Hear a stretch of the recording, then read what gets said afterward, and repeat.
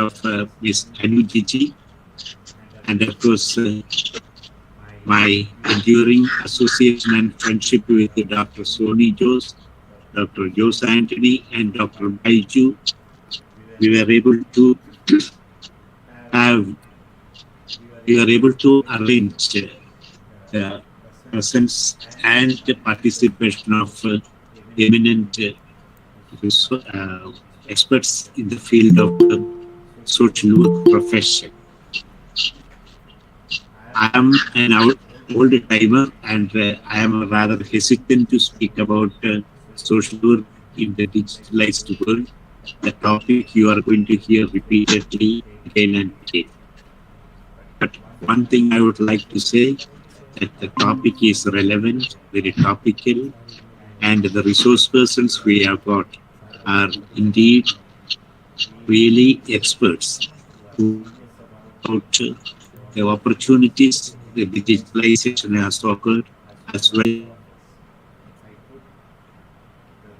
Webinar is going to be really a contribution for the practice of social work in Kerala. I'm really happy that our webinar has received wholehearted endorsement from participants. In fact, by evening 4:30 yesterday, we had to close one platform. With these few words, I wholeheartedly welcome one and all, the internal stakeholders and external stakeholders as well. While welcoming you, let me also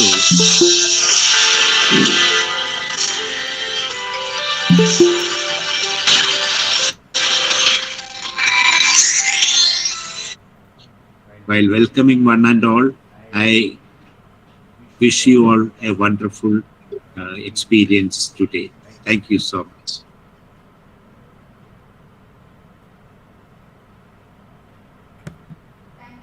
Thank you, sir.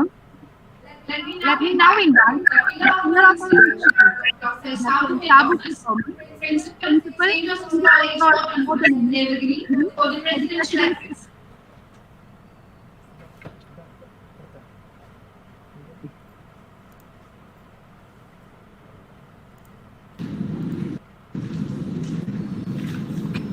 Warm greetings from Devagiri College, Calicut.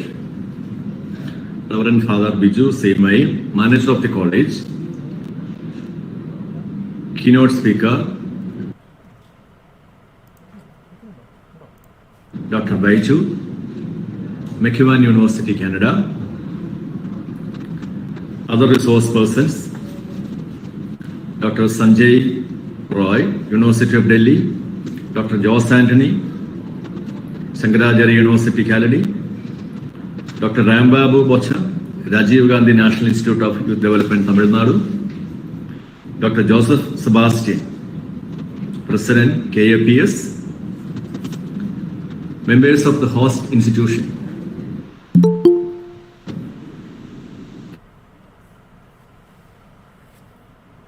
self-learning wing of the college, then head of the department, Dr. Thomas, who will be retiring this year, and delegates and social work fraternity. Once again, a warm welcome to Devagiri College, Calicut. The theme of this webinar, social work in digitalized world, is very relevant in the current global situation.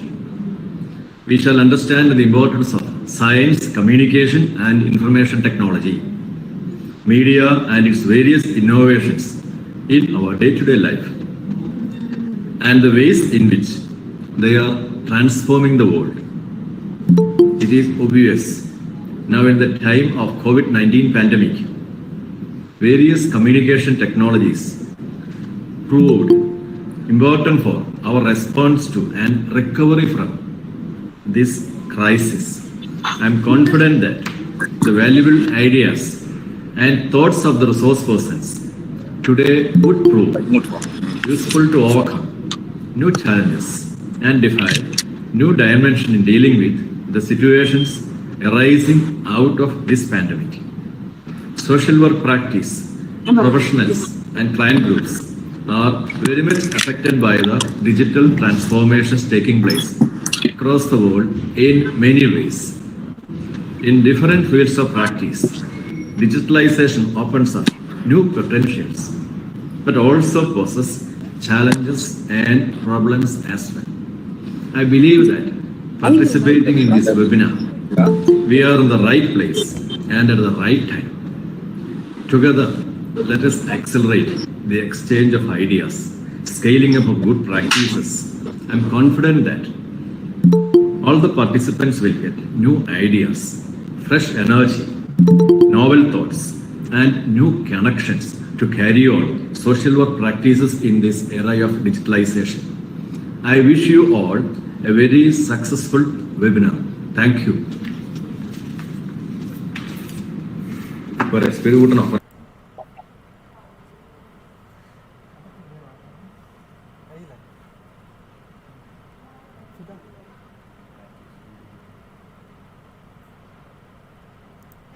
Thank you, sir.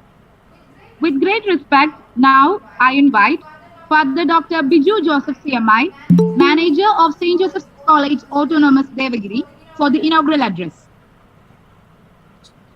Hello, am I audible to you? Is it Yes, audible? sir. Yes, sir. Yes, sir. Okay, thank you. Thank you. Respected Principal Dr. Sabuke Thomas, keynote speakers Dr. Baiju, Dr. Joseph Sebastian, and other resource persons, HOD Mr. Thomas TJ, faculty members, scholars, students, and delegates of webinar, a warm welcome to you all to Devagiri. I'm happy to see that the Department of Social Work of our college is organizing its prestigious annual meet, Collaborate, this year also, without break, even in the midst of COVID pandemic. I take this opportunity to congratulate the Social Work Department of Devagiri College for organizing the event with a very practical and relevant theme, social work in the digital world. Digital world is considered as the virtual environment composed and developed by internet and digital devices. People can connect from any place of the world through technology, allowing access to all type of information and communication. It facilitates the human living and new qualities and capabilities in most human spheres and activities. It becomes part of human living today. We all depend in one way or other on some kind of digital device or equipment to carry out our daily activities and to deal with others. For many, digital transformation is cost related. Still, it helps the human living in many ways. It helps to enhance the information and communication.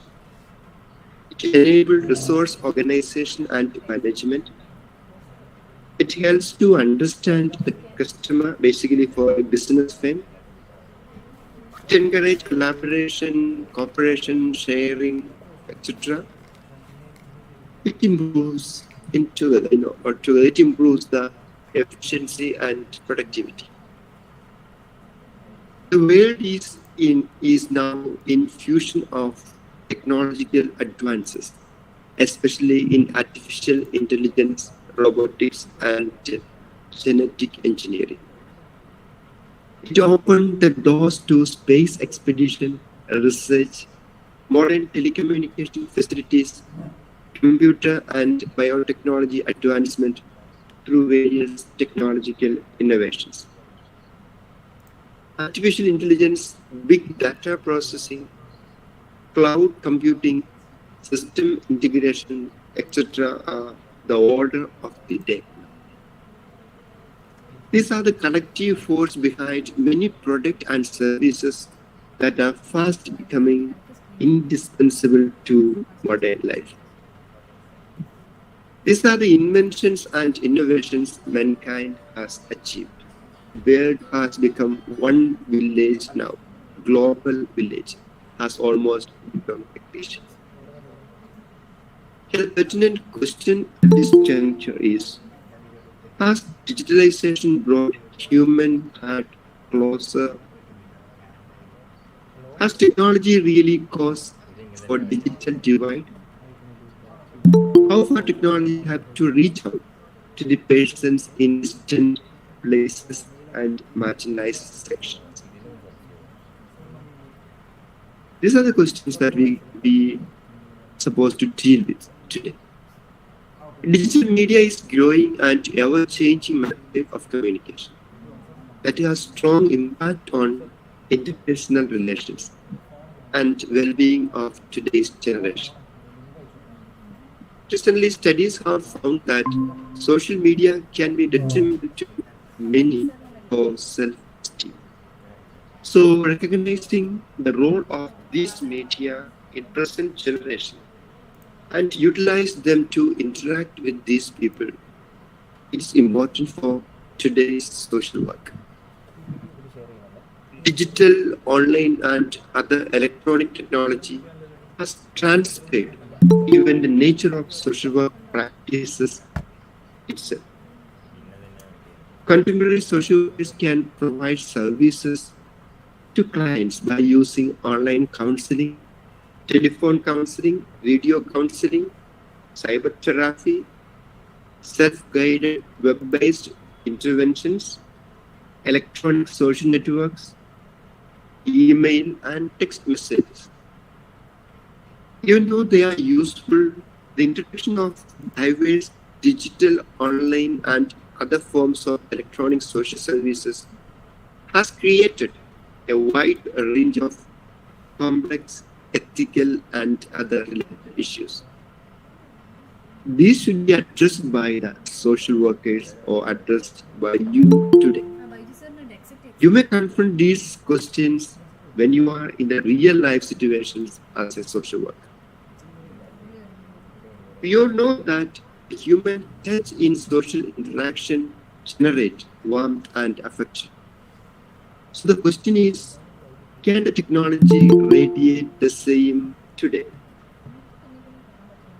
Rapport is important in therapeutic profession, but this distinct tool for acquiring response is substituted today by digital techniques. So digitalization is a threat to many interpersonal techniques and tools. Social interactions mandate the physical presence of the social worker and the client, but the digitalization reduces such interactions. The cherished value of social work is really service to the needy, the most vulnerable in the society. But these people, delists, marginalized, etc., in many respects are really out of the ambit of. Upholding the human right is another goal of social work. How do we ensure human worth with this digital mechanism? These are some of the important areas or concerns. I think these issues will be brought in for deliberations and discussions by our respected resource persons. The list of our distinguished resource persons and diversity of topics included give me the confidence that the webinar will address these concerns of the people, ordinary people like me today. Hope and pray that the webinar be a fruitful endeavor of the Department of Social Work of this college. By organizing these type of webinars and discussions and participating in the same, the fellowship among you persons in the social work field may be strengthened. Once again, with a word of appreciation to the entire department, I declare that this national webinar, Collaborate 2022, on the topic Social Work in the Digital World, is opened. By wishing you all success and to have some fruitful sessions, I remain. Thank you all. Thank you, Father.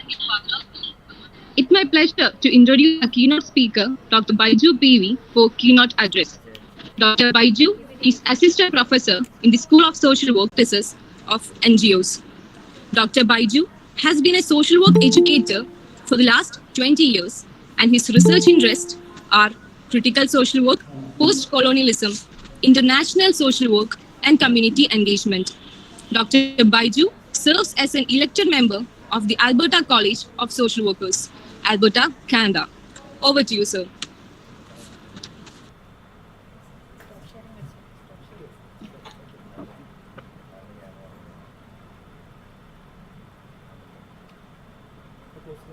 A very good morning to one and all present in this conference.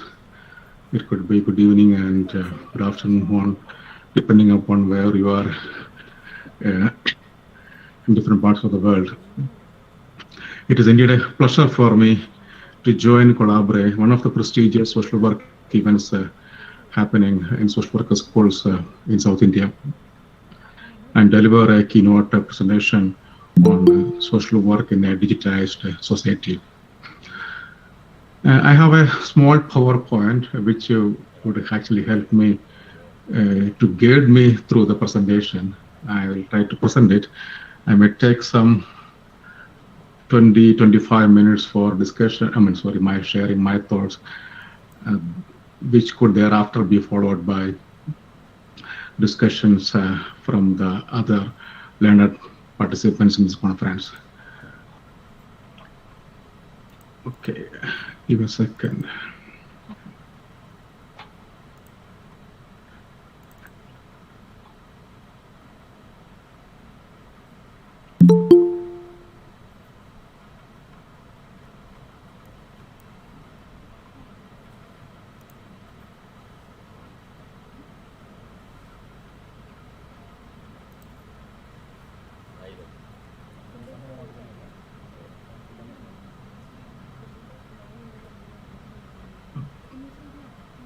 Okay, I hope we can see my presentation.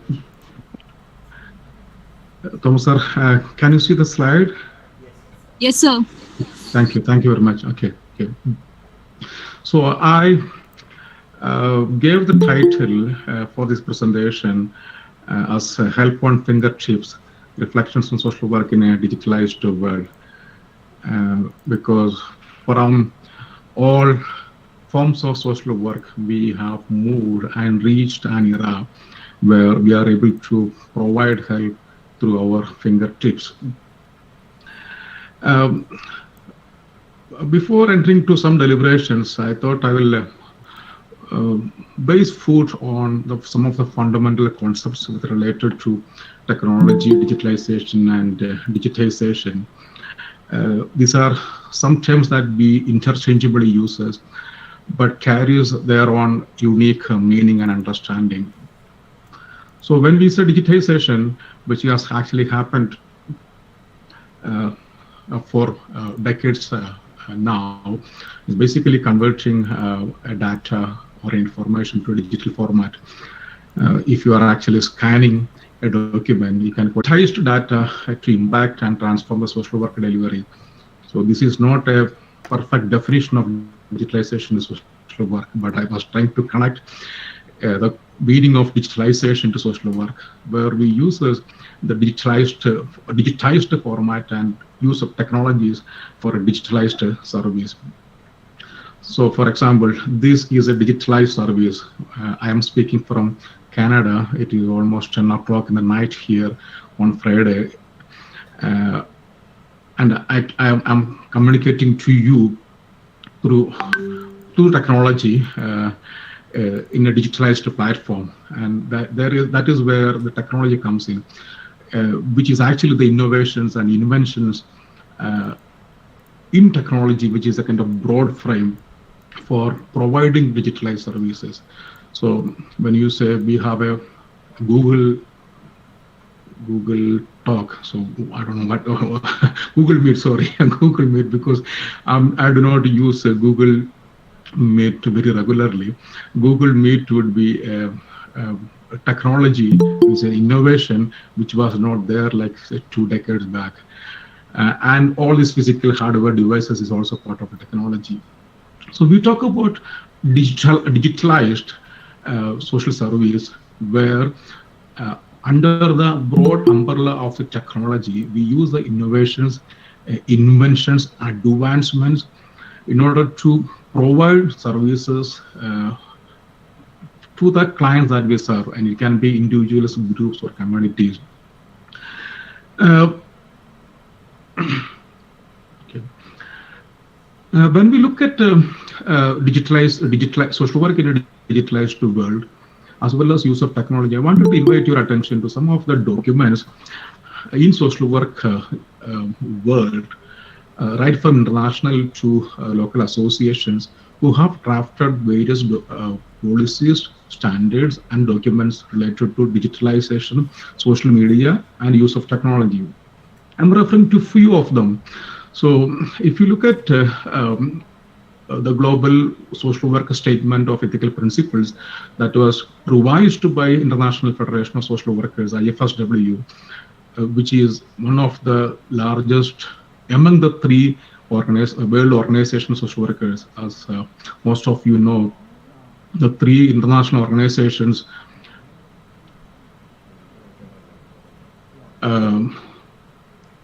that actually lead the social work practice in the world are like, one is IFSW, International Federation of Social Workers, and ICSW, International Council of Social Welfare, and IASW, International Association of Schools of Social Work. Very interesting, they have come together for various platforms as well as developing documents, and even for organizing the conferences. So the global definition of social work given by IFSW is very famous, which actually captures the sense of understanding social work, as well as the ethical principles, and the 8th among them talks about the use of technology and social media in social work practice. Well, IFSW, IASW, or ICSW haven't actually produced a specific document relating to the use of social media. But various national associations and consortium of national associations and various social work boards have produced several documents related to use of technology and social media in social work practice. So one of the important one among them is an document which was produced in 2017 by a partnership of the 4 boards in the USA, which was named as the Standards for Technology and Social Work Practice. So this is National Association of Social Workers, which is the Association of Social Workers in USA and supposed to be the largest social work association and perhaps one of the most strong one because it's from US. ASWB is Association of Social Work Boards, which actually is a body based in US but has members from different parts of the world. And the members are the social work regulatory associations from different countries, including from Canada, where I am in. CSWE is Council of Social Work Education, which actually mandates the social work education in the USA. And CSWEA is the Clinical Social Work Association in USA. So they came together and published the Standards of Technology in Social Work Practice, which actually specifically lays out how technology could be used at various realms in social work practice. One more document I wanted to refer to is from Canada. Canadian Association of Social Workers published Media Use and Social Work Practice in 2014, where it actually very clearly states how technology shall be used and how it shall be integrated to the social work ethics and values in practice. As far as I know, I do not know about any documents related to use of technology, social media, and digitalized social work services produced by any institute or any association in India. There could be any, but perhaps some of you who may be knowing about it can talk about it at the end of the presentation, during the discussion after the presentation. So when we look at digitalized social services, I will invite your attention to one event where social work and social workers have significantly used social media campaigns to make changes. The number one is the Me Too movement. Not many people know that Me Too movement was actually initiated by a black social worker in US, and she, Tarana Burke, she was actually working among the suburbs in New York, and she actually said, people who have undergone sexual abuse, let them start saying "Me too, me too," and that is where it started. But then it faded away. Then it was taken up by the Hollywood, and then the rest is history. You know it, how various oppressive towers with lots of power and masculinity had been demolished by the Me Too movement, not only in the USA, but in different parts of the world, including in China, in Kerala. And some other movements to go with them is Arab Spring, Jasmine Revolution in Tunisia, Arab Spring, all those revolutions that has happened in Middle East, where Twitter, Facebook, have been significantly influencing, and it was saying that Facebook is perhaps the number one factor for the revolution in Egypt. Occupy Wall Street movement, Wikipedia, several of them have contributed to social change. I do not want to claim that they were kind of social work, but they were kind of social change. So there has been intensive public discourses in social media on various aspects of related to social work. So if you look at the use of digitalized social service, we start from individual social work, working with groups, working with communities, and working at larger level, which goes up to international arenas, and that is where you see the power of social media. So from social media to use of an email, there are wide platforms of digitalized service used in social work. These are some things which is all known to us. So I'm not actually going to deliberate much on the various platforms where media and digitalized services are happening. My focus would be critically looking at how this practice of digitalized services is affecting the social work profession in its delivery in relation to the practice of the ethics of social work. And before going to specifically to ethics, let me reflect some of the points generally on social work, digital services, out of my observation and from literature. So one point is that digital process and informatization has been postulated to threaten central values of social work, such as the importance of social relationship. Relationship is the soul of social work, and that is one word many students have heard about. This is one word I make sure that I teach my students, whether it was in India or in Canada. And the relationship has been affected significantly by use of digitalized technology. The last 2 years of over-relying, or the forced over-relying on digitalized technology due to COVID has taught us how we miss physical interaction and social interaction with the people.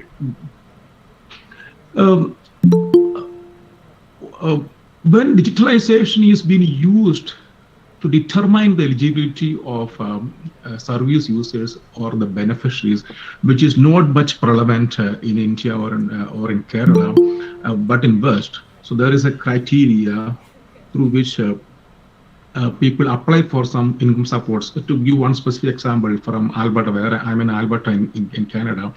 So a person may enter their details, and that actually it is the algorithms, it is the set program that decides if this particular person is eligible to get this particular assistance, which actually lead to a catastrophic consequences of automated social exclusion. And those algorithms actually exclude people that override the legal claims of entire population. So one of the approach in social work that is being developed is narrative approach in social work. And as most of you know, there is an inclination towards qualitative approaches in social work, whereas quantitative approaches actually can give you an impression of or a scenario or a trend. So when you say mental health, a person suffering from mental health challenges, there is no uniformity to measure the severity, the impacts, and the requirement of service for mental health. Because one of the foundational principles of social work is every individual is unique. And the problems and challenges faced by individuals are unique. So that uniqueness of each individual, which could be assessed and determined by a specialized professional or a person who is an expert in that field, is missing when an algorithm decides, assesses, or determines the eligibility of a particular one person. Okay. So this is increasingly a challenge in the social work delivery. Okay. Perhaps if you go to a bank, and if you have an online account, if you go to a bank and you see there is an entry, like there is 100 rupees taken for something, and you ask the clerk, hey, why is this 100 entered here? I don't know. And the clerk says, I don't know. It is the system decides. The system decides. So the human person fails, and the decision is given to the system, to which we have less control. And this is very evident in our day-to-day life, isn't it? Like I will come to that discussion subsequently, where many of the things for us is not decided by us. Like when you make a Facebook post, you have no idea about the algorithm working behind it. And that cannot actually happen in social work, because social work, the assessment of a person, understanding a person happens through the lens and the foundational understanding about the uniqueness of a person, individual. So this is one of the fundamental challenge happening with the digitalized service delivery, especially where there is automated algorithms in deciding the beneficiaries and the service users.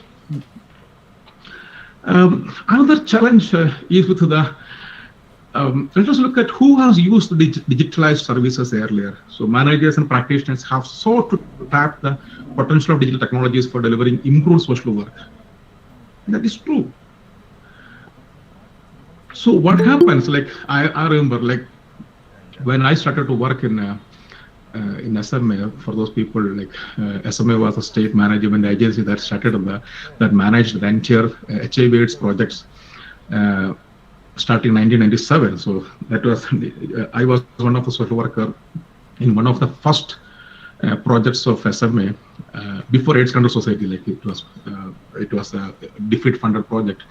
1997, we had the project, and after a few years after I left, all the monitoring and evaluation, M&E was all online. Like, you have to enter the data in computer, and a computer was not as ubiquitous as it is now.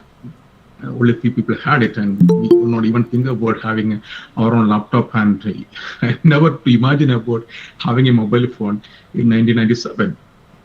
But the introduction of the computer was first used not for delivery of social work, but for monitoring, evaluation, data management.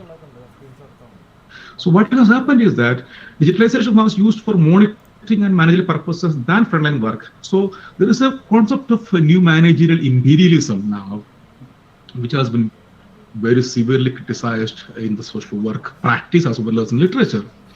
What happens is that you meet 5 clients a day. Suppose you are a social worker, there is one social worker working in a hospital, and the social worker has to meet 5 clients a day, or 5 clients is maximum they can meet. And social worker has to invest equal or more amount of time in managing the data and information through digitalized reports, enter the summary of the report, enter the demographic information, send the report to the manager, then report to supervisor, and it goes, there is chain of communication where digitalized formats are used. Whereas what is more important is the frontline service delivery given to the client. So what has happened is that human service professionals, it can include several categories of them. Doctors, nurses, teachers, psychologists, social workers have always very concerns about less time spent with patients and clients and more time spent with reporting, statistics, filling in forms. And that is a reality. It may not be a sad reality in the context of Kerala in compared to Western countries, but it is coming up. So digitalization is helping social work, but not in the frontline service delivery for the clients or the people that we serve with, but it is more focused and is more benefiting on the managerial aspect of social work practice and delivery.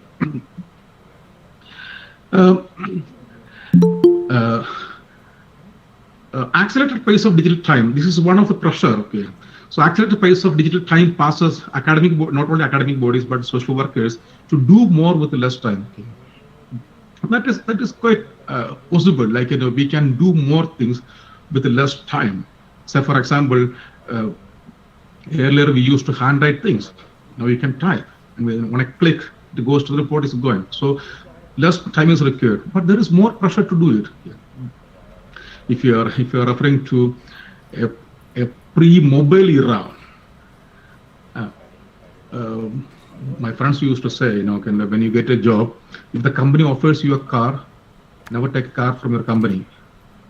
Why? You have to be in the office when the company calls you, because they'll say you have a car given by company, so you have to report to the company. Or in the modern times, if there is a phone given by the company to you for use, it means like, you are asked to do more because they have a control over you. So that pressure is there in many several aspects. Of course, there are kind of situational contextual changes to the scenario here.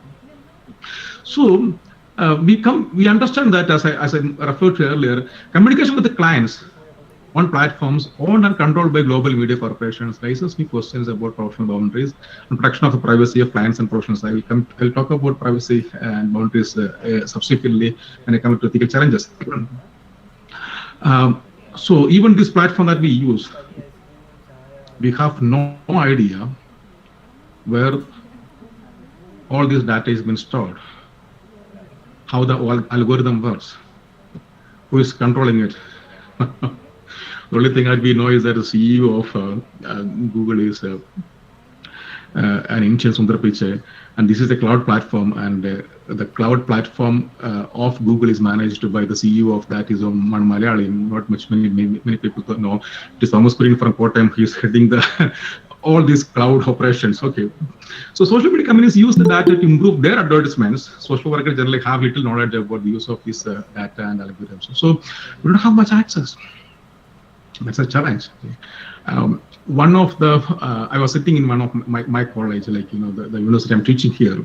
So we had a discussion about the use of the software that we use for teaching. My university was, we are still using the software Blackboard, and Blackboard is a software or a platform used for teaching in many of the universities in North America, I know for sure, but I'm not sure about the other part of the world. And one of the questions was that where does this data is stored? If there is a breach of data, can the university access the data within the laws existing in Canada? And thankfully, for this particular platform, there was a data storage for Canadian operations in Canada. If the data is stored in somewhere in US, you don't have any access to any of this data. Given the legal complications and international relations for fighting for this data. So this is another challenge. So subsequent to these challenges, we come to discuss about the ethical considerations of digitalized social work practices. So what is the threat to privacy of clients and professionals? Our privacy is under threat. As well as the professionals, like To give one example is you may have seen the poster of this conference, and you may have seen my photo, a polished photo, which actually I did not give it to the organizers. I mean, they have access to this photo from the cloud spaces, internet spaces. That is actually a breach on my privacy. I'm not talking about this context. I was giving an example of it. And seeing that photo of one of my friends, and who is this? I said, this is my photo. No, it does not look like me. So you may be wondering that photo is very old one. What I mean is to say is that there is a threat to the privacy, our individual privacy, and that is there in the social work aspect as well. So if you're a social worker in a hospital, or if you're a social worker with a government facility, there is a conflict with one of the clients or the person that you serve with. What do? First you Google, isn't it? You Google and find out. And I'm quite sure that at least few of the people who are attending this conference will be googling for me, or will be trying to reach out me in Facebook. And our presence is ubiquitous in the internet world, but equally, the privacy of the persons, individuals, are also at risk. So as is the confidentiality of data and information shared in the social work arena. As social workers, we are supposed to keep lots of confidential information of the clients, of the agencies, of the policies. Of course, there are lots of conducts and issues regarding confidentiality of data and information, as well as confidentiality of the services. To give one example, I had one student who was in the field practicum, and this student actually was so thrilled to start the field practicum. And the student actually went for the field practicum, and she took a photo with the client who was sitting in a wheelchair, and posted in social media saying that, my first day in the field practicum. Those are informations the students should be knowing that that is not ethical. So the next moment we had calls from several people, like, what is happening? So that confidentiality of relationship, and to be maintained the relationship, and the privacy of the person is being challenged by unethical use of the data. And all these, there is a kind of slight variations. I mean, you may be knowing that when you take a picture of any of these things, unless it is properly secured, search engines can access it. Google can access it. It can go to Google, and there are some lots of examples you can refer to from our daily experience, as well as what you see in the movies. And another is online challenges in keeping professional boundaries. You work with a client, and how do you maintain the professional boundary there? Would you allow the person to be your Facebook friend? And earlier times, before digitalized world, we had say office phones, home phones. Now we have cell phone. Do we share our cell phone with the clients? To give another example, a very typical example, suppose you are a social worker in a jail in Kerala, and there you work with several inmates in the facility. And how will you respond if one of the person from the jail, or one of the inmate who has been convicted there for a notorious criminal activity, send you a friend request? And how will it affect your identity as a social worker? So somebody scrolls through your profile and see who are the friends. Oh, all those notorious people are in your friend list. And how does it affect your image and position as a social worker? So those are some of the challenges with the difficulty in managing and maintaining the professional boundaries. Use and abuse of electronic searching, which I mentioned earlier. Acute search can bring out lots of information. And one more thing actually missed to add here is lots of disinformation. So we are flooded with the disinformation and misinformation, and that is huge. That is huge, unbelievably huge. And one thing that has struck me while living in Canada, and even after, especially after during the COVID period, the disinformation shared through social media. Some of you may have heard that, there was a medicine found effective for COVID treatment, and that was from Alberta in Canada. So I heard there was a kind of online discussion about that. And people forward this message to me and ask, is it true? Is it from Alberta? That Baiju is in Alberta. So can you speak about that one from Carolina? And people ask me about that one. So all lot of disinformation happening. So searching actually brings you useful as well as information which you cannot determine whether it is useful or not. Another ethical consideration challenge is camouflaging for professional competencies. Like, you can appear in any way you want, you like, and you want to market in the social media or in digitalized world. You are actually camouflaging. You are not actually showing your real face. You can say that, you are so competent, this and that, have nice pictures and everything, and market yourself.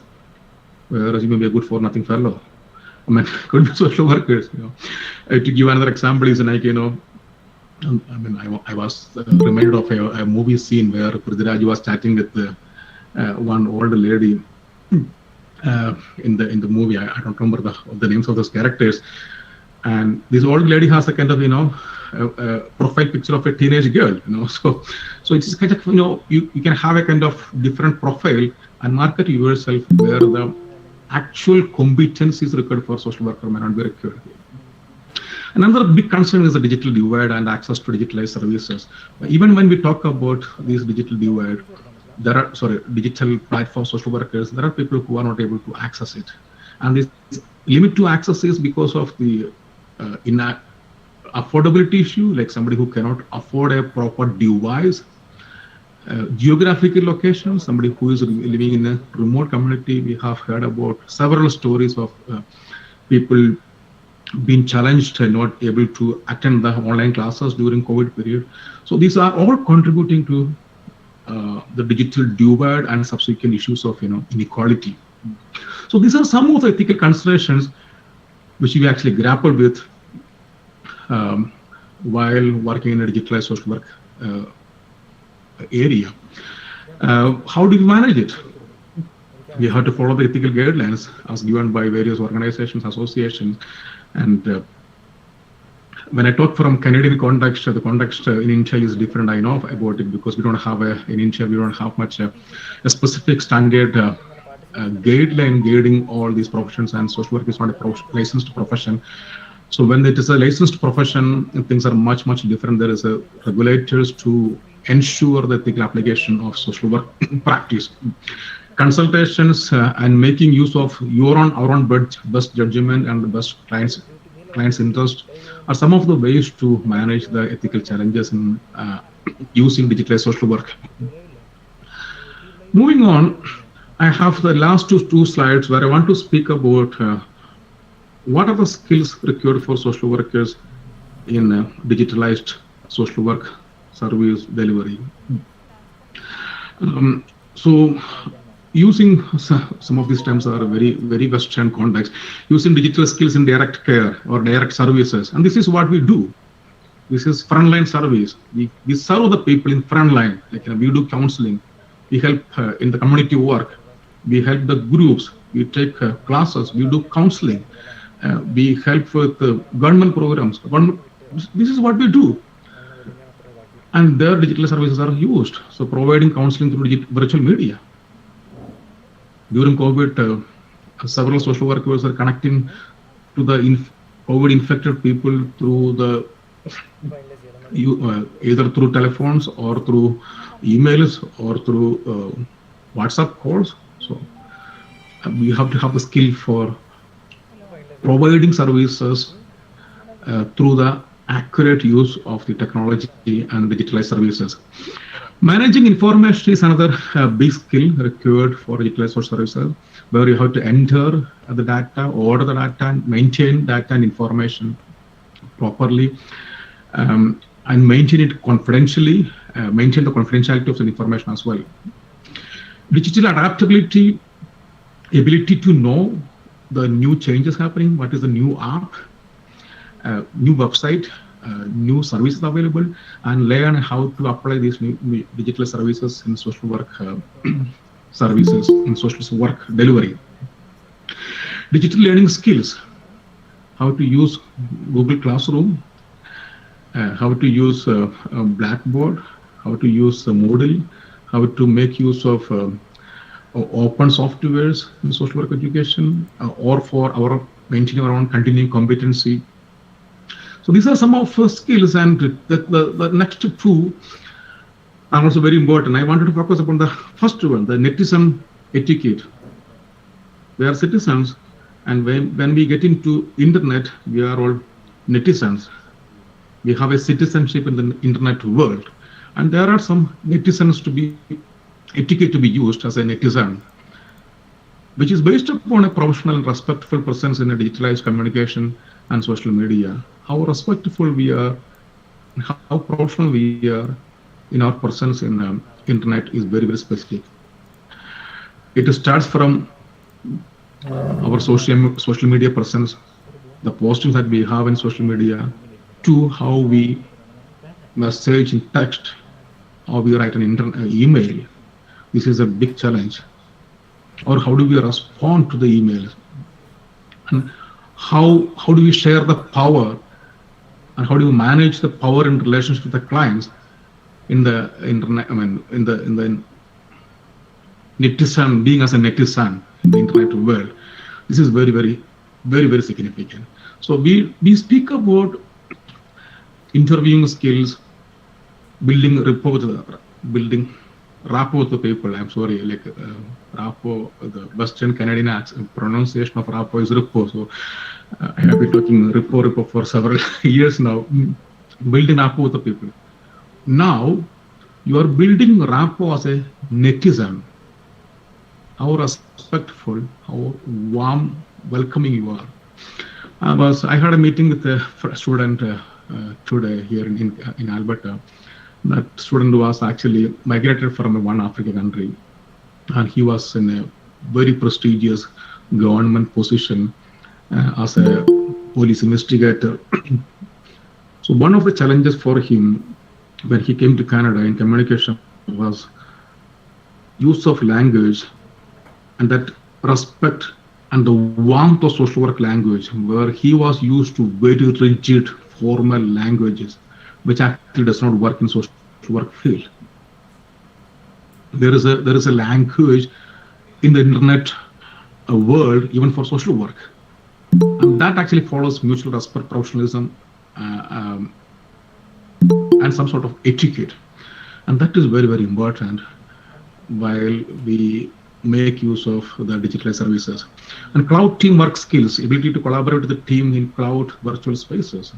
Some of the students may be working together in Google Slides for making PowerPoints, or working on Google Doc. And how do we contribute? What is the technology to use it? And how do you relate into a teamwork? So we speak about teamwork, and there is a cloud teamwork now. And teamwork is also one skill social workers has to learn. So this is perhaps the end of my presentation. So I was trying to actually shed some lights based on reflections on how digitalized service is affecting the social work delivery, social work management, social work ethics, and what are the skills required to survive in the digitalized social work delivery services. Here are a few of the references that I have referred to for this presentation. Once again, thank you very much for this opportunity to present about social work on fingertips, based on the reflections on the digitalized social work services from a global perspective. Depending upon the time, I'm open for some discussions. I will leave the floor back to the moderators. Thank you very much.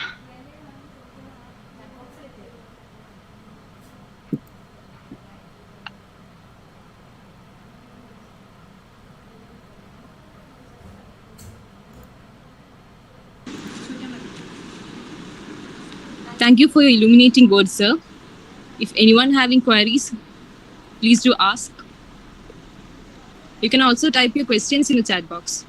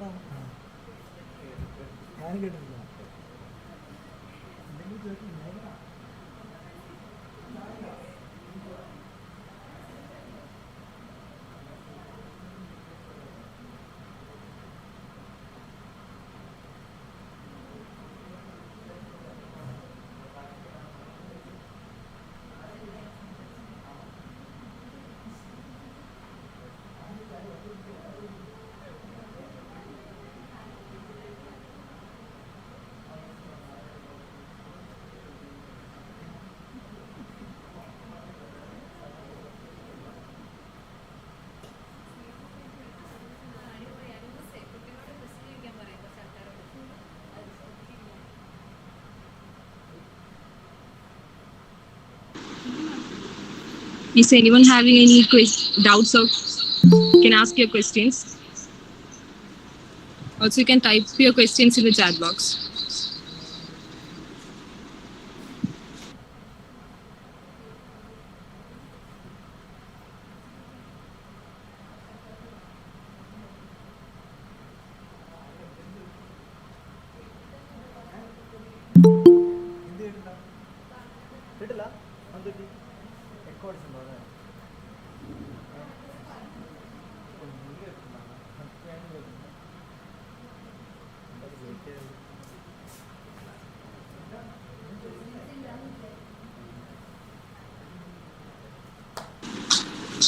Hope there is no questions. To propose a vote of thanks, I invite Ms. Meghna Rose Alex, Coordinator of Program Committee, Collabor 2022.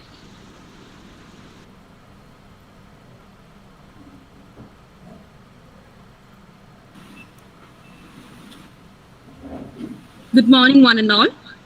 It's my privilege to propose vote of thanks to Dr. Baiju PV, Assistant Professor, School of Social Work, McEwen University, Canada, on behalf of the organizers and delegates.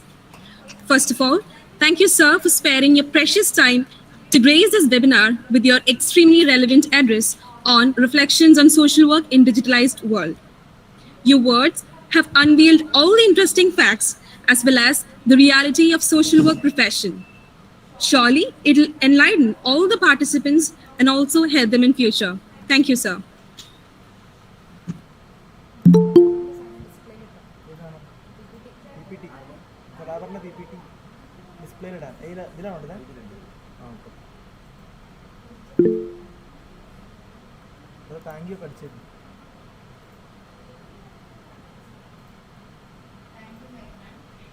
Thank you, Meghna.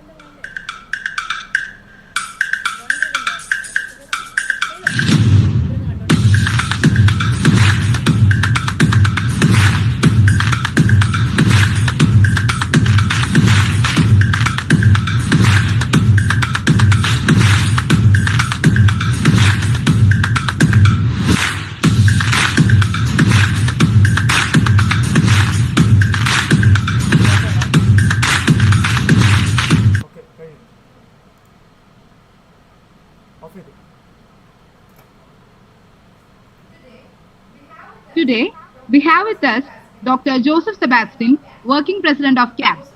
Dr. Joseph Sebastian is Director of a Global Philanthropy, Faisal and Shabana Foundation, with successful projects in India, Middle East, and Africa. With a PhD in social work, he specializes in integrated development through participatory approaches. He led revamping of a government school, which is now a model replicated in more than 966 government schools. I cordially invite Dr. Joseph Sebastian to begin the session on the topic, matching professional competencies with digitalization. Over to you, sir.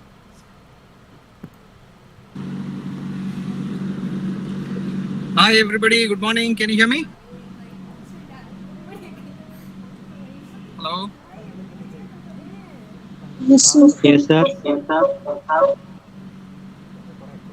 Hello, can you hear me? Yes, sir. Yes, sir. Okay, fine. Thank you very much. I've been given the topic of how the new generation digitization works and how social work can kind of link with the digitized world. First of all, thank you very much to Devagiri College and all of you all there for asking me to join this session to share a few things of what is possible in the digital world. I think at bare minimum, we can say that now with the hybrid model of sessions, even international conferences, can be given sitting in a car. I mean, you can take a session sitting in a car, and for those who might be interested, let me see. This is okay. So the I'm in this place actually. It's a very remote location. I had to be here because of my work exigencies, but then because technology and digitization is helping us, I can take this session because I'm here. Otherwise, I will have to be coming to Devagiri College at least maybe 10:30 today morning, and then at least 3-4 hours is going to be utilized for this session, which in a normal setting is okay. But then I think now with how the world is moving with digital world, I think it's important that we utilize all of this in the best way possible. I'm sure all of you all are, in this field of social work, students, professionals, etc., have now come to a situation where, the digital world is being used very, very, very actively. At least for the learning purposes, yes, all of us have been kind of exposed to it. Now we are having young kids to elderly people using technology and the digital world. However, I think, when you're looking at more from a professional social work arena, one important area to kind of consider would be to look at it from an aspect of, understanding it more holistically. And is it okay if I switch off my video, because I don't see anybody else opening up? Is that okay? Because I can save my, space here. Is that okay? Or you want me to have the video on? Hello? According to your convenience, sir. Right. I think I'll switch it off in between so that as I said, I'm in a remote location, so I don't want to kind of go off the network. Right. So as I was saying, considering what we have to do within the social work arena also, this is important that, we look at different aspects of how we are looking at things in the digital world. Now, what does that mean? First and foremost thing, using mobile and network connectivity is not the digital world alone. Digital world is a larger spectrum of lot of things which can be used in the professional social work arena. Now, how are you going to utilize it is going to be the most important aspect that one may have to kind of consider. Now, in this scenario, I think technology is going to keep on evolving as we move forward in life. Now, as we evolve in this technological spectrum, I think the basic aspects of social work would stay. However, how do you adapt to that is going to be very, very difficult. Now, recently, I was talking to a couple of counselors, professional counselors who are two types of counselors that I spoke to. One was somebody who's done MSW and then went on to do her MPhil and PhD from NIMHANS, and now she's a full-time, counselor. More focusing on schools, but yes, for larger spectrum also, but primarily for school kids. There's another person who's been doing counseling again This is a doctor who used to be a homeopathic earlier, a homeopathic doctor, and now she's into NLP counseling. Now, both these people, when I spoke to, one aspect that they shared was how they can relate to children, younger generation over the digital mode, and relate to them specifically. Like, for example, the principles of acceptance, for example, or how do you show empathy, how do you connect, how do you develop rapport. They were telling me that no, all this is very, very easy for the younger generation, specifically kids, maybe including young people in this session also, maybe up to the age of 20, 25. I'm just giving a number there. It can be even other people also, but I think more younger people are okay with the digital mode of relating with each other in this world that we are in. So what does that mean? That means that I think as social workers, the more learning has to happen of how we are going to be using this technology that is available with us and relating to them. Now, as I was saying, there are three major aspects that I would want to kind of specifically talk about, and then probably we can have a little Q&A. People can ask questions if there are any, and then probably I'll end up with what I have to kind of conclude. Okay. So the first thing is, social work as a profession is basically related with dealing with clients, right? I mean, we are looking and talking to human beings, whether it is as individuals, groups, or communities. Now, in a spectrum where you're looking at the connect in a one-to-one session or a one-to-group session, I think the digital world in a relationship mode, like for example, helping processes, whether it is counseling, whether it is casework, working with individuals, working with groups, that can help a lot. But when it comes to a community-based intervention, I think the helping process over the digital mode may not be very, very supportive. However, having said that, I think there is huge aspects of digital dimensions that we can use in the community development also.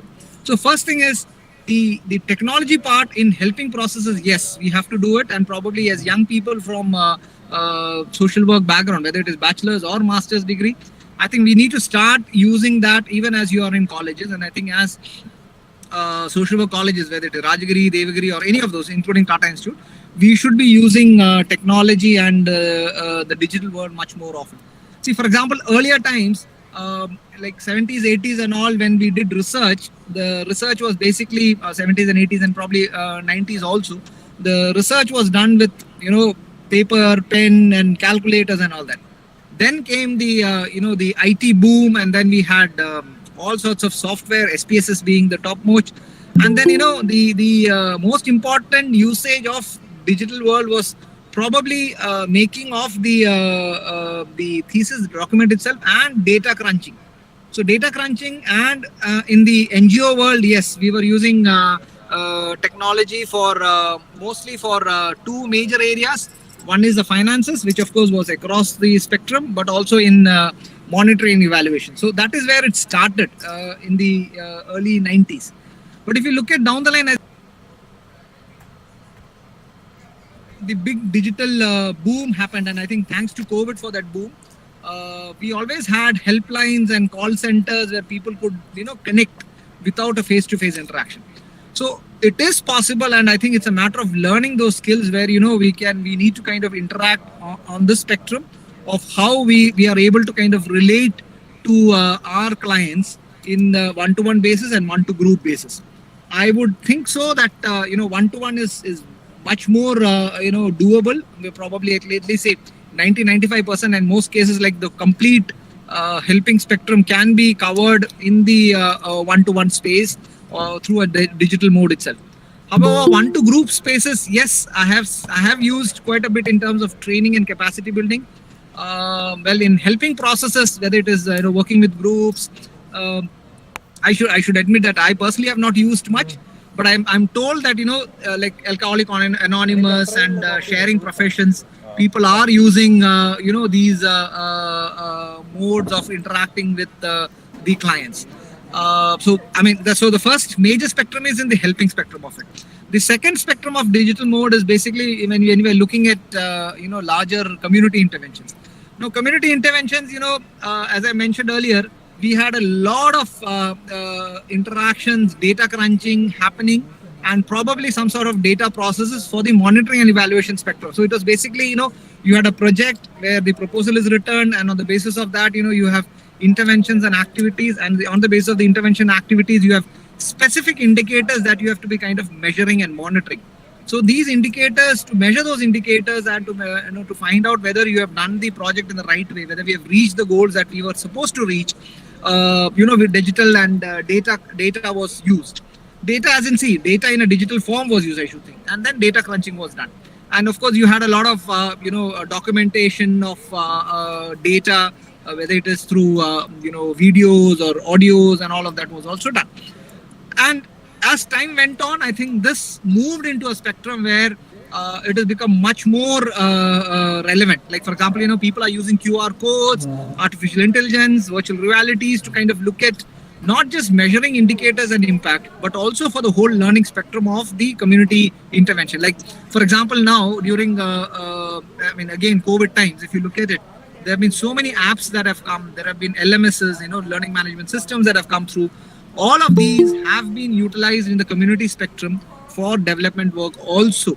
So when you look at Empower, like for example, you and I are now right now on a Google Meet platform. Google Meet, Zoom, and the larger spectrums have been used for the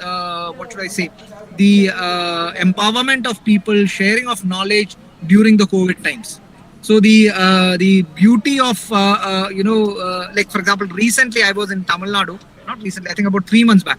I was in Tamil Nadu in a very interior place in a district called Krishnagiri, and there is a project that we have been doing, and we have kind of almost like phasing out phase of that project. Now in that area that we were working, what I when we were talking about what happened during COVID and all that, so we have had women's groups and all that, empowered women's groups, and it's not just self-help group. These are women who are looking at women rights and stuffs like that. So there, the women we were saying, we were talking with our leaders that were there in the communities. They were saying, they were engaging with the health officials based in Chennai, trying to understand. First of all, they said, for us to learn all this technology was very difficult. But when the technology had to be learned, because all of the sharing of knowledge and the learning exercises that was happening was through the this mode only. So they were in a situation where they were forced to do it in a way. But then there was no other option also, because if you had to kind of fight COVID, the only way you could do is basically was to look at the spectrum of learning through this gadget. So the first and foremost, and I think that is kind of very basic level of learning that is happening or capacity building that is happening, or in the traditional term that we would use as empowerment that is happening, is using technology and the digital world to kind of reach out to people. That is basic, just like teaching children in schools, or young people like learning when in a hybrid mode, etc. So that of course is the case. But then I think moving to next levels of how data crunching and data analysis is happening is that these young men and women in the community, they have started using smartphones in collecting data also. So instead of earlier times when pen and paper and book were being maintained, now we have a situation where apps have been developed. So these people have to just go, like for example, even for organic farming, and when you have peer reviews and peer checking being done, and the peer groups and visits each other's farms, or class sessions are taking, or if there is understanding whether there is abuse or anything, they just plug in those check boxes that have to be ticked, and that is kind of goes into a centralized database, and then automatically data crunching happens, and these two happen very fast. I can give you one more example where in Gujarat, where digital mapping has been done so extensively in schools, and it is being done in a beautiful way. Like for example, across the state, I think most of southern Gujarat, what they have done is that they have connected each and every school, each and every student to the network. So just the teacher just has to kind of plug in the names of the students who have been absent, not come to school on that particular day. And automatically this goes the whole, it's like lakhs of students' data being collected and then, linked up into the centralized database. So let's say a district education officer or the state level officer, with a click of a button, can get an understanding of how many students are there or not there in a particular day in a school, and what has happened to those children. So So safety wise, so a lot of positive things can be there. Yes, there can be some misuses also, which I'll talk about at the end, and about what we have to be careful for. So in the community based aspects also, technology has been very beautifully being used to kind of link up with data crunching and data analysis part of it. Now, from a learning component, what has happened with the digitized world is that, for example, safety measures. As we know that, digitization also has helped people to be connected more quickly, more faster, almost like a, hotline. So in that scenario, what happens is that safety measures and protection and all this kind of become a little easier. I mean, the easiest one would be 1098. We know that 1098, the child helpline, has been there for a long time. But then now with the digital world, with tracking through smartphones and others, the safety and protection processes can be made much more easier.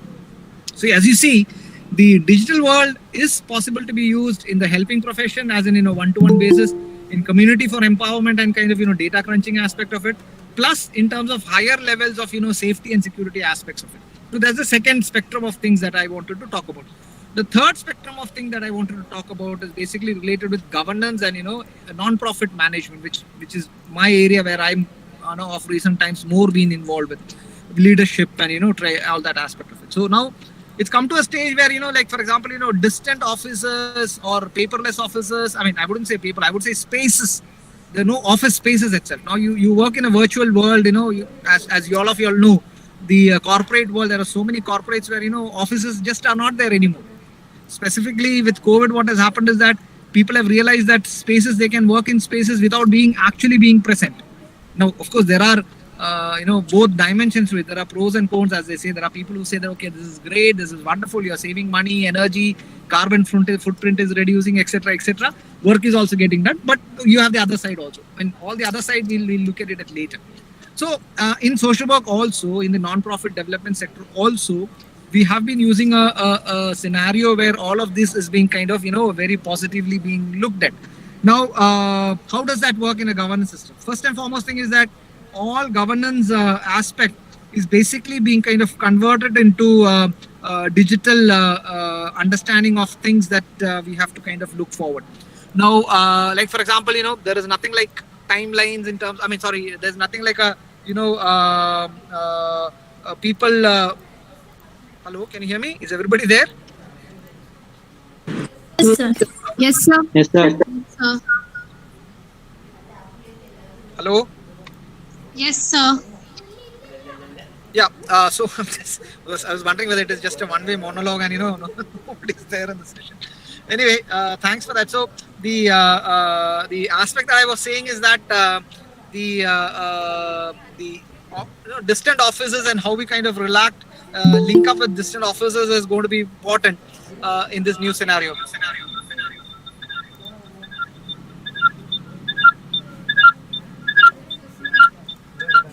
One second. Okay. So I've just logged in on another system also because I'm wondering maybe the battery might die down because as I said, I'm in the field. So that again is a use of technology as you can realize.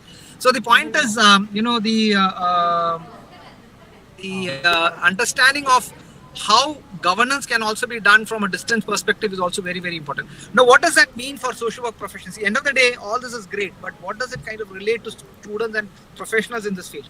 First and foremost thing is that let's adapt to the new technology and let's be very fast and quick in terms of, taking technology as our stride. Yes, that is very important. Of course, being wise and, being very smart of how we use technology. That naturally has to be a case. That's a caveat that we have to kind of consider. The second major aspect of what we look at is basically in terms of, how do we use this for making the lives of people better? Now, what is important here? Importance is that, see, when you're in an entity working with people, ultimately the person is most important than the technology, etc., etc. Like, for example, let's say we have a lot of distant offices, people sitting in multiple offices. Like, earlier, if you had 6 or 7 offices across India. I mean, I was the executive director of IGSSS, and we had 8 offices across the country. And at that point of time, because we did not have technology, I mean, I would say maybe phones and all, network and all was there. But now, because of the COVID times, getting onto smartphones, video conferences, etc., have become so easy, and we got used to it. More than being easy, I think we've got used to it. Because of which, it becomes very important for connecting and learning that aspect of what is being done. Like, for example, if there's something happening in the Northeast, how do you connect with that? How do you link with that? That is very, very easily being done in the modern day interactions of it. Now, in this scenario, I think my experience in the last 2 years, a year and a half, I should say, has been mostly in terms of how things work. It's more the attitudinal shift than basically more anything to do with the scenario of what we are looking at otherwise. Can you just give me a minute? I'll shift to the other phone, please.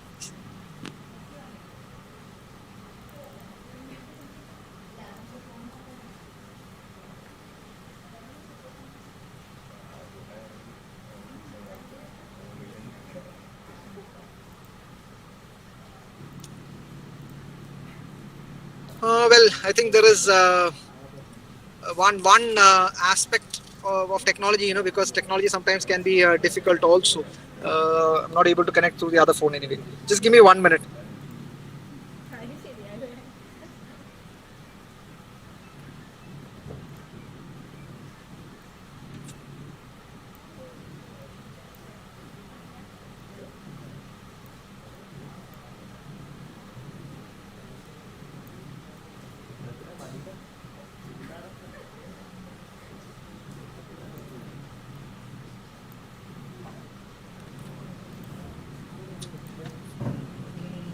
Okay, I think I'm having a problem with network connectivity here. There was a message that came through. I don't know what that was. Can I just check that message?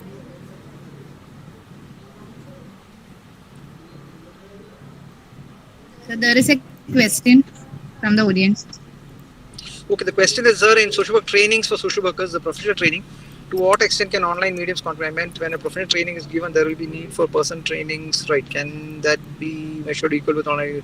Well, I think a quick answer would be, it may seem like it is not possible, but having said that, yes, it is possible also. So how do you do it is that we have to go through a hybrid model. That's exactly where I'm coming to as a last point. So let me just complete the governance part and then, come back to what is expected in the governance complete, and then I'll come back to these challenges that we normally would have. As I was saying, see, in the governance part, so multiple offices across. Now, I remember when I was in, this was in the year 2007, 8 and 9, we would have conferences with, our headquarters in the US. That was possibly, very easily done at that point of time. Just the conference calls. But right now, the whole management of the organization is done, sitting in these different locations. So it's possible to do it. It's, as I mentioned, the major challenge that we have seen across this is only the, the mindset of it. So how do we kind of, relate to this and say that, okay, fine, this is doable. If that mindset is changed, I think then all of this is possible. Now, I think because I might run out of, network and battery here, I'm just kind of speeding up a little bit. So the scenario is that first question that has been asked is that, okay, fine, isn't a person-to-person interaction important in a profession like social work? Yes, like for example, in medical profession, there are engineering, etc., etc. You can't do everything online only. You need to have a person-to-person interaction. However, what can be done is that, see, with the person-to-person interaction, with the online interaction, a person-to-person interaction can also be kind of organized so that this, the skill sets and the learning processes can be speeded up, and one is able to kind of look at things in a much more, holistic manner. See, there are any skill learning has got 3 parts to skill learning. One is basic knowledge. So the knowledge is important. On the basis of the knowledge is what happens. The second important and the most important thing, as far as I would think, is the attitude for it. So the attitude is very important. So what we call as knowledge, attitude, the second one, and the third one is the practice. The practice is the in-person thing. So for anything to kind of be, checked and tested and all that, you need to have the in-person practice part of it.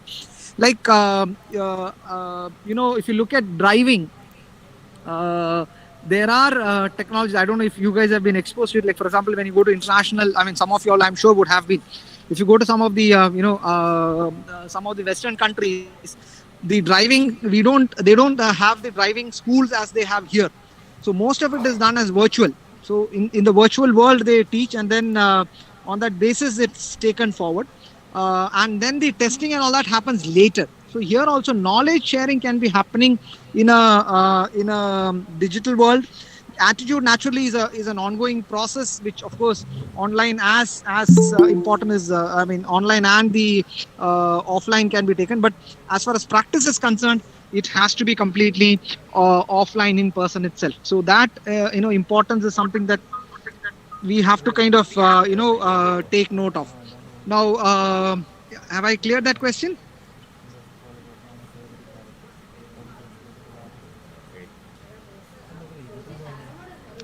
Yes, sir. Yes. Okay. So the aspect that we have here, I've just switched my the system. So the challenge basically, as I said, is basically only in the two levels. One is in the knowledge. In the practice part and the attitude part. As I said, the attitude aspect is something that one has to kind of across the multiple areas kind of develop. So of course, maybe we can have, what we have done is that what we do is in our world that we are really working specifically in the larger spectrum, specifically in education. What we have done is that we have these boot camps. So we have camps where people come together for a short period of time, and during that camps, the learning process is helped. The attitudinal aspect is kind of looked at, and all of that is being taken care of. And as I said, practice, basically there is no other go. You have to have in person only.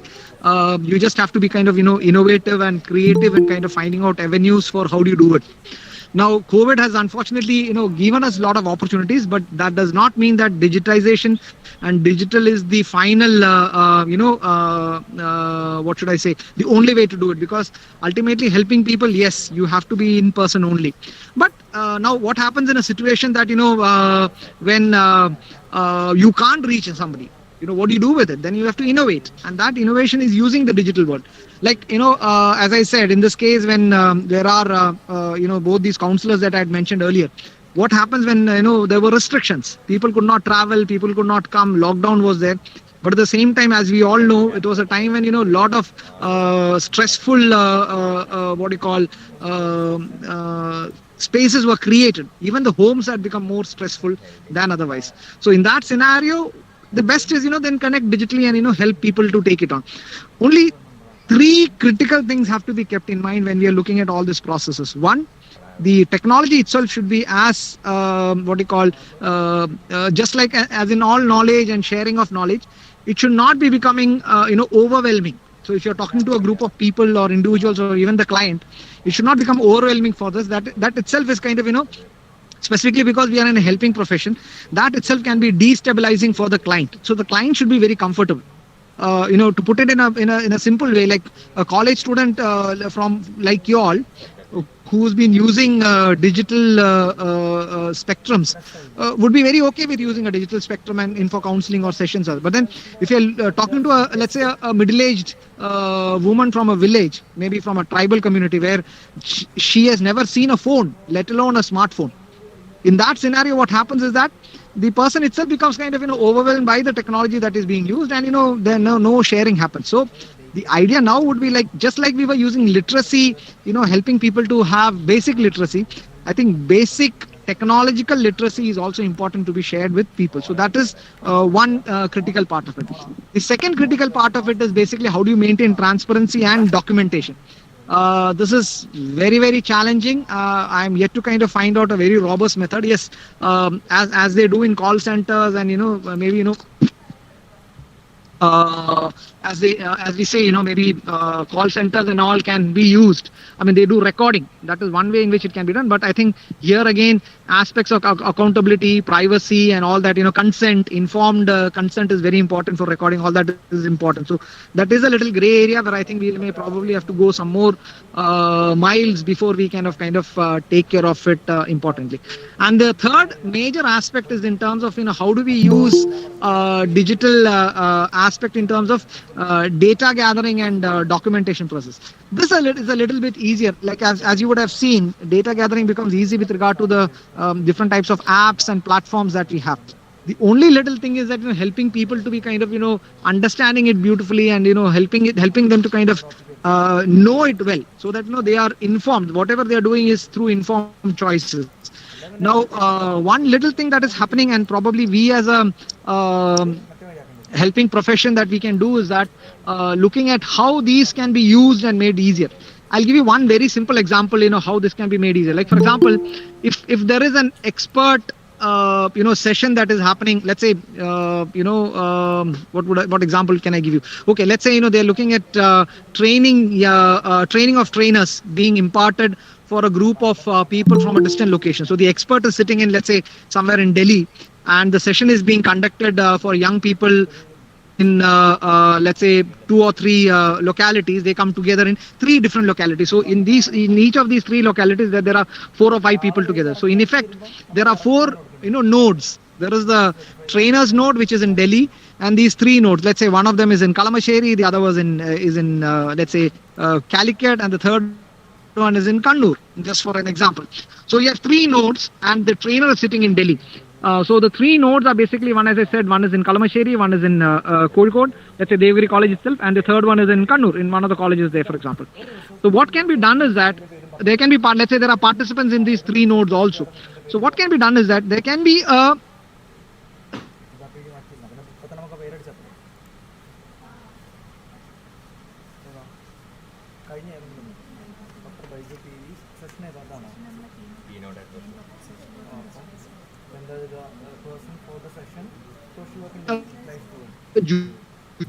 Sir, you are not audible.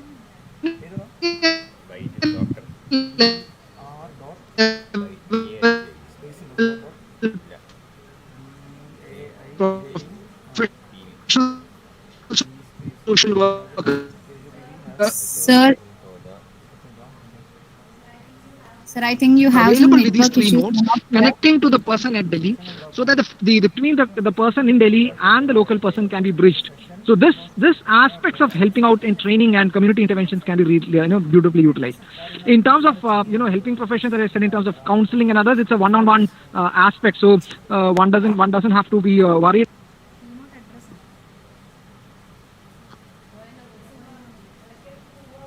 Hello. Yes, sir. Can you hear me? Yes, sir. Did you miss something in between? Yes, sir. Sometimes before there was a break. Okay, so I don't know till where you are. I just kind of summarize, and then probably because of the network, I think maybe ready. So what I was saying is that, see, you may need to have innovative ways of how you're bridging this connect between the people and the experts. So you and I think, cannot be just having this one single role that, okay, fine, we are there going to a community, working with the community, and that just works. Maybe we'll have to link up how we are going to kind of, connect. See, for example, I think a good example for you to kind of understand would be, let's say there is a, we have all these international programs, training programs and all that. So when a training program is being conducted, let's say by a university in Australia, let's say example, take of a university in Australia.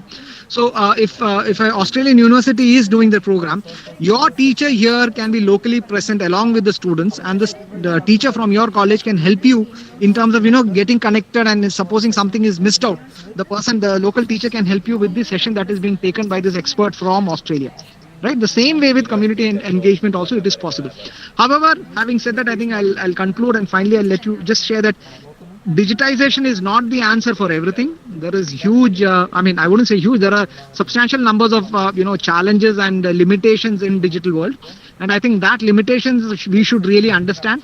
I think one thing is, yes, some people love digital world because that gives you a lot element of confidentiality, and you feel a little bit more comfortable in sharing when you're not doing face to face. However, I think the rapport development and relationship building in some people, it may not be so easy, both for the professional social worker and also for the client also, both people. Second thing is that, digital world has its own challenges in terms of how things work. Like, for example, in this case, connectivity is an issue, network can be a problem. So those issues so technology itself can be an issue. And then final and the most important thing, I think, in the digital world, one has to be very, very careful is about, and I think we are still learning of the challenges related to that, is about privacy and confidentiality. because the digital world is not like one-on-one basis. It's something that is happening on the internet. What happens if something gets recorded and somebody uses it differently? All that is a challenge that one has to be. And finally, which is a common thing, whether you use digital world or other world, is the empowerment of the people itself. It is the technology, and the technology has to be learned. What happens if somebody I don't know if everybody here speaks Malayalam, but anyway, I'll stay with English only. See, supposing I'm speaking English, I've been continuously speaking English. But imagine if there is a participant in this group who doesn't understand English. It's a problem. Same thing with technology also. You can keep on using technology, but if there is a client or a group for whom you are relating with, they don't understand technology, then it becomes a total misfit. I think these areas have to be considered very strongly, and on that basis, I think one has to kind of realign how we can use technology. Is good. We should use technology in a nice way, and I think the world has been taught with COVID and also with the Russian war and disasters and all that. Like even for example during the Kerala floods, a lot of technology and digital world was used in a beautiful way. But I think it has its limitation. We should realize that, and on that basis, I think a judicious mix of both has to be there. I think I'll stop with that note. I see one more question that has come through. Let me just check what it is.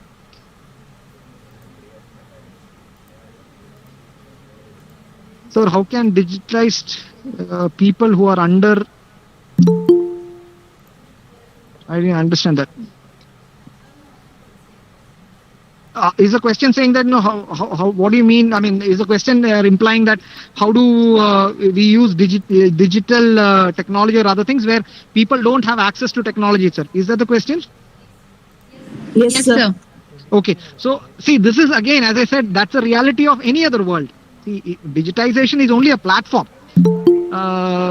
See, the platform, the medium is the digital world. But this scenario is the same earlier times also. Like, for example, in education, if you want people to learn, but the person is not literate, how do you kind of teach the person? Or how do you kind of engage with the people?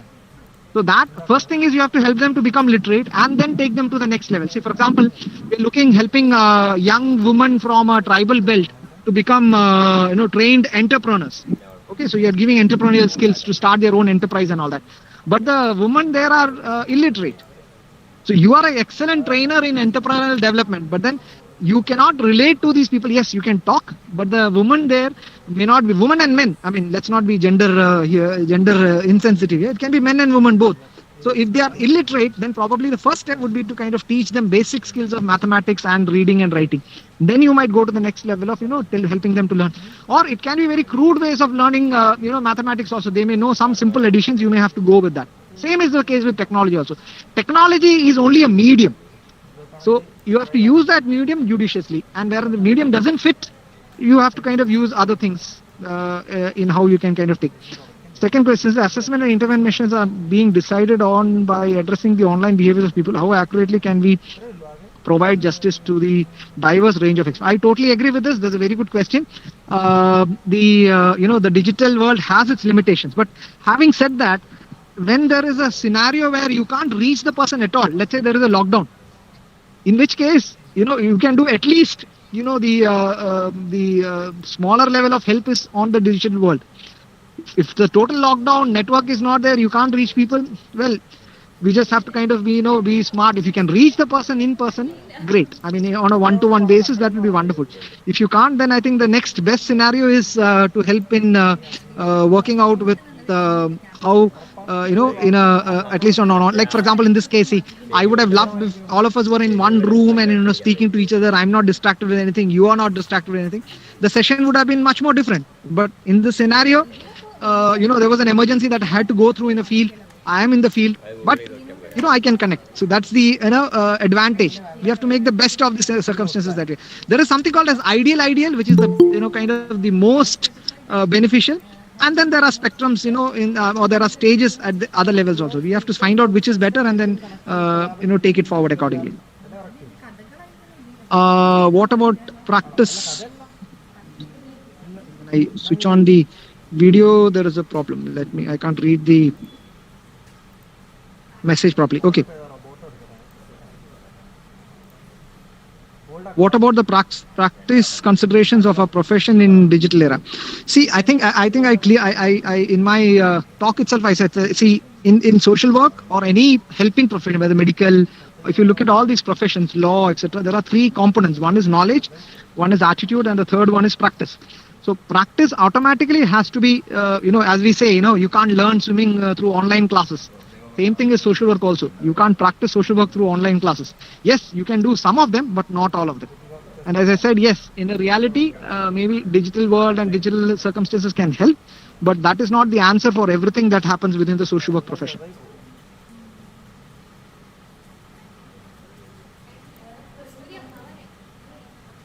Any other questions? Anybody else?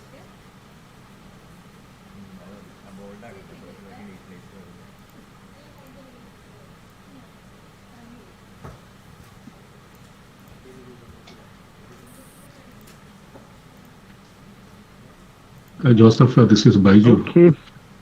I think hey, Baiju, hi, how are you? I'm good, thank you. Nice to see you. And when you're talking about when you're talking about use of technology in the early 90s, that is, I was also referring to the same in my presentation. And many of the students who are listening to presentations, discussions, may not have been born in those times. Yeah, I was wondering, reflecting on all the technological advancements and changes, if effectively, actually, social work also has benefited, so has our daily life from technology and digitalization. As it moves on, what is your thinking about the overall effect of technology in social work? When I say technology, digitalized services in social work, is it going to be helpful, or would it be some way threatening the foundations of social work practice? First of all, lovely meeting you, Baiju. I mean, nice to see you. We met, I think, a few months back. See, this is again the advantage of technology. See, Baiju is sitting in Canada. I'm in one rural space, and I can still show where I am. Maybe Baiju, for your nostalgia, I think this might be good. This is a very rural space in Calicut district, and for the rest. Okay, so now coming back to the question that you asked, I think, see, the question you asked is not pertinent to only social work. It is pertinent to humanity itself. See, technology is going to influence everything that is in the spectrum of how human beings live. Now, how we relate to that and how we come out of it is ultimately going to depend on human beings. Social work and the helping profession will only be a subset of all of that. So if technology is going to be kind of, being used in such a way that it is going to be harmful for humanity all along, I think social work will also suffer. But if it is going to be used for good things across, yes, it is going to help. Like, for example, in a very simple things, in the, like, for example, when there is a war, very targeted interventions, targeted striking can be done only for, making minimal collateral damage, and probably, military strikes are done. I'm not supporting any sort of war, by the way. Don't get me wrong, people. I'm against all sorts of violence, including, war being the worst of them. Having said that, I think, violence can also, see, all data and all digitization can be used in the good and the bad way. So ultimately, how it influences humanity will be the same way it will influence social work also. So if it is used for goodness of humanity, social work will also benefit from it.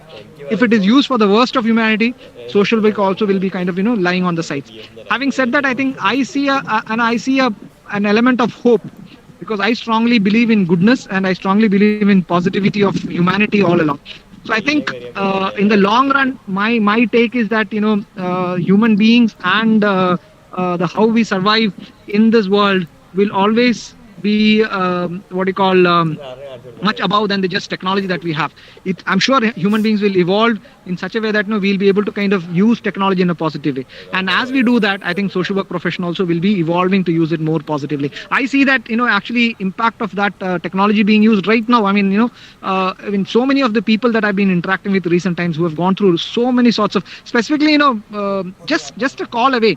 Maybe some in some of the cases, I feel like this digital world has helped them more than in a one-to-one basis. Like, for example, earlier times, people may have been very, very, shy from probably going to a helper for help, to a counselor or a professional social worker for any sort of help. But now with with the ability to make phone calls and connect on the internet without even switching on your video. It gives you a space where you can then talk to the professional helper and get the help that you need. Whether it is 100% beneficial or not is something that we'll have to kind of work out in the days to come. But having said that, where you have a scenario where 0% help is being given, the client is not even asking for help, to a scenario where client is actually asking for help and some help is being taken, it is a win. It's a wonderful win situation. So on the long run, I'm very positive. I think we will, humans as we are, we will surely make the best of the technology that we have. Thanks, Joseph. I also echo your reflections and thoughts. For some reasons, for Kerala also, we tend to be apprehensive and critical about any changes that is happening. And I honestly believe, and I have told several people that, the number one thing that has reduced poverty in India is cell phone. Because we talk about that later. Thank you. Thank you.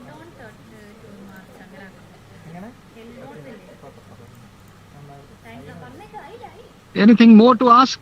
Anybody? If not, I'll conclude.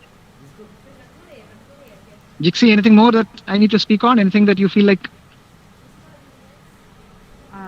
There are no questions and clarifications, so you can conclude now. Right. Thank you very much. First of all, let me, I've not even checked who all were there in the group. I mean, I've just seen Baiju, and I'm sure there'll be other professors and teachers in this group whom I know. I'm so sorry because I can't make the list of people who have been there. Thank you very much, all senior people, all colleagues, friends, and students and all others from the fraternity of social work. I really am, humbled, and thank you, Devagiri, for asking me to join. Anu had called up first, and then the students have followed up, and they've done a great job. I mean, I'm so happy that the element of professionalism that is coming into our colleges, specifically in social work programs, is really great, and I hope we continue that scenario moving forward. Because when I look at, I think as Baiju had mentioned, I think Kerala sometimes is always on a. We say that we are a lot of good things, but when it actually comes down to delivery, many times we are left asking. And whereas our counterparts in other states do better, and that is also presentation, the aspects of management, professionalism, and all of this is something that always has been a lacunae. But in this case, I'm so happy that was so beautifully followed up. All the people who were there, Fida and all, kind of very regularly following up. Even before the session, half an hour before, I got a bus saying that, sir, your session is at so and so time. So all that was done very beautifully. It's a very professional, I would say, high-end management skills were used. I congratulate all of you all for the great job and the teachers who have been behind that. From my side, thank you very much. I personally would have loved to meet everybody in person and be in touch. And that gives a, as I say, yes, as Baiju and other professionals also would have said, there is a joy in meeting in person. But as I said, yes, we can do that. Maybe we can have camps, we can have some tea coffee measures, get-togethers. Those are possible where the live interactions can also be there. On that note, thank you very much. I'm happy I've come back to Devagiri. It's been a long time. I've got some background of connections with Devagiri also much before you guys were born. At least all the students in this group were not born then. I studied at Rajagiri. I'm sorry, at Devagiri, and then went to Rajagiri for my masters. I did my graduation from Devagiri, so Devagiri is very close to me. I love that fire that we have there. Like, of course, Rajagiri also. So thanks for everything, and thanks to all of you all for being and patiently listening. And my sincere apologies for logging in from a field area. It's just that I had to come here, and this could not be kind of changed, and because of which I had to be here. So my sincere apologies on that. I hope the network connections, and I think once or twice I got disconnected, that has not hampered the interaction. On that note, I sign off. Thank you very much, and once again, thanks to everybody who invited me for the session, and to all the seniors here. I don't see all the name list and all, but all of you all, my regards, and to all the young people who are budding social workers, all the very best. I can assure you guys and girls, young people, the world is open for you all. There's a huge possibility. Now, what the world wants is smart people who are really good, professional at what they do. I think if that can be brought in, that also includes a lot of your presentation skills, etc. But if you can bring that up, I think the world is in front of you, and you can really go out and conquer the world. All the best. Do the best. Thank you very much. Thank you for your engaging session, sir. Now I invite Ms. Surya Devi, Assistant Program Committee Coordinator, to propose the vote of thanks.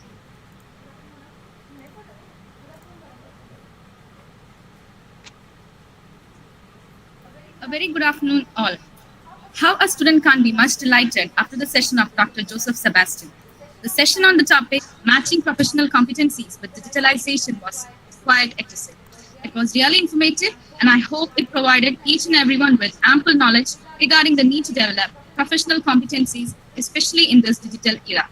Initially, I would like to personally thank from the bottom of my heart to Dr. Joseph Sebastian for cherishing the webinar with his presence and the valuable information that he shared in this session.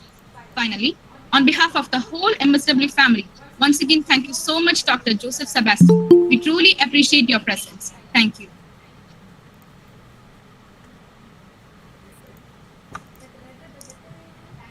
Thank you, Suryadevi. Now we break for lunch and we will reassemble at 1:10 p.m. sharp. Thank you.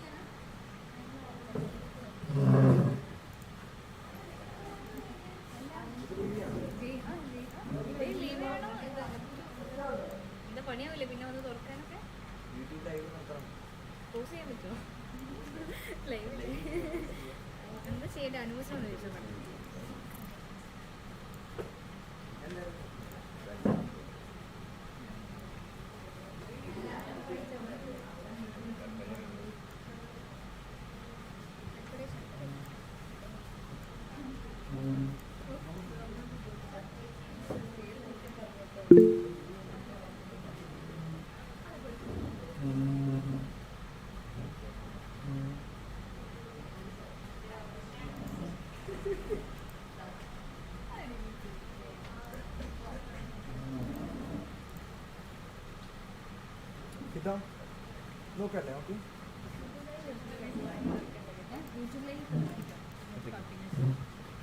Okay അല്ലേ ആ എന്താ മാറ്റാൻ